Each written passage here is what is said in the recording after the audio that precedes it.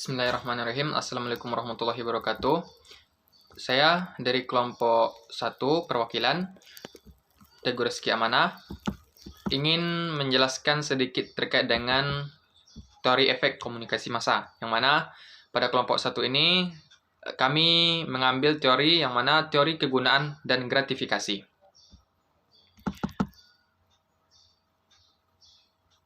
Pertama, kita lihat dulu terkait dengan teori gratifikasi tersebut, ataupun disebut juga teori kegunaan dan teori gratifikasi. Nah, di sini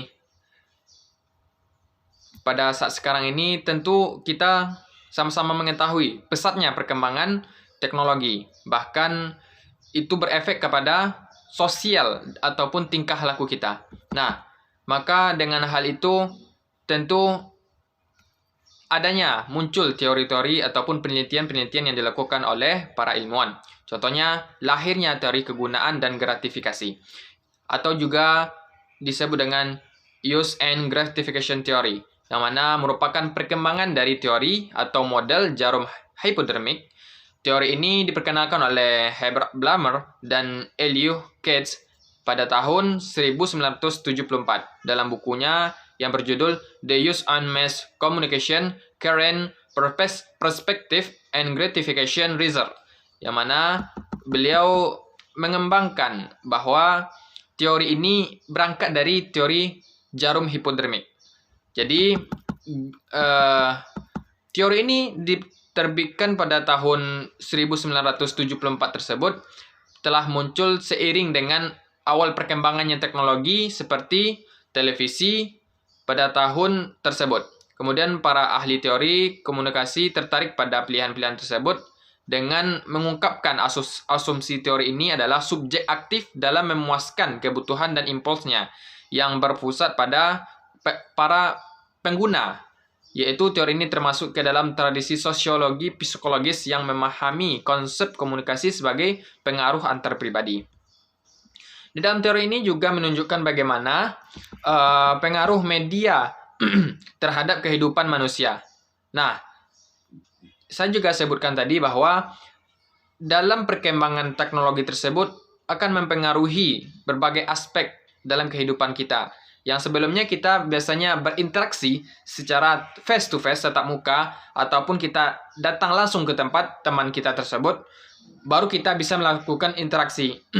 Tapi dengan adanya teknologi yang semakin canggih seperti saat sekarang ini, kita berinteraksi itu hanya bisa melalui dari rumah ataupun dari tempat kita masing-masing, dan kita juga bisa berinteraksi melalui media seperti adanya video call dan segala macam ataupun media sosial, sehingga adanya interaksi dalam bentuk yang lain yang awalnya itu face to face, sekarang beralih ke interaksi secara virtual, baik itu secara langsung ataupun interaksinya tidak secara langsung. Apa maksudnya interaksi secara langsung? Yaitu kita ada melakukan interaksi yang dapat feedback langsung seperti video call dan telepon. Sedangkan yang tidak langsung, kita menghubungi mereka tetapi nanti akan dibalas ataupun direspon di waktu yang berlainan. Nah, sejarah lahirnya teori ini juga dikemukakan oleh Wilbur Scrum pada tahun 1930-an karena mengomentari teori yang sudah ada, yaitu teori bullet. Yang mana teori ini awalnya baru muncul terhadap kritik bullet teori, yang mana dikembangkan oleh Wilbur Scrum pada tahun tersebut. Sebelumnya, bullet theory menegaskan bahwa khalayak media dianggap sebagai publik yang pasif, nah, yang mudah dipengaruhi oleh media. Teori ini kemudian muncul dan mengklaim bahwa khalayak media dianggap sebagai khalayak yang aktif, di mana mereka menggunakan media karena kebutuhan informasi, pendidikan, dan hiburan. Selanjutnya,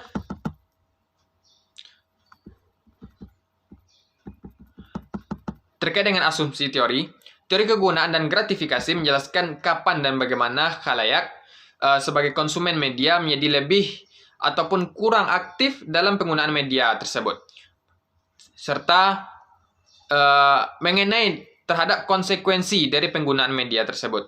Dari perspektif teori, penggunaan dan kepuasan audiens dianggap sebagai peserta aktif dalam proses komunikasi. Tetapi tingkat aktivitas masing-masing dari individu tidak sama. Itu berbeda-beda. Penggunaan media didorong oleh kebutuhan dan tujuan ya masing-masing ataupun tujuan audiens tersebut. Kemudian menjelaskan kapan dan bagaimana audiens atau pengguna tersebut sebagai konsumen media yang mana konsekuensinya itu berbeda-beda juga.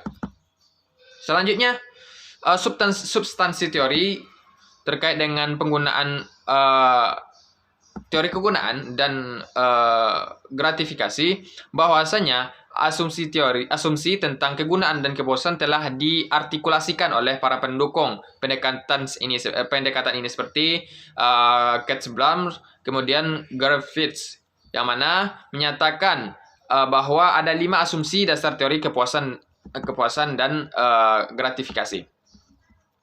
Bahwa yang pertama itu khalayak aktif dan penggunaan medianya berorientasi pada tujuan. Yaitu yang kedua, inisiatif dalam menghubungkan kepuasan, kebutuhan, dan pada pilihan media tertentu terdapat pada anggota khalayak. Selanjutnya, media berkompetisi dengan sumber lainnya untuk memberikan kepuasan, kebutuhan. Orang mempunyai cukup kesadaran diri akan penggunaan media mereka, minat dan motif, sehingga dapat memberikan sebuah gambaran yang akurat mengenai kegunaan tersebut pada para peneliti. Selanjutnya, penilaian mengenai isi media hanya dapat dilakukan oleh khalayak. Nah, yang terakhir adalah analisis kasus teori, bahwa di sini kita sama-sama tahu ya bahwasanya teori ini sangat relevan dengan keadaan sekarang, yaitu perkembangan teknologi dan media.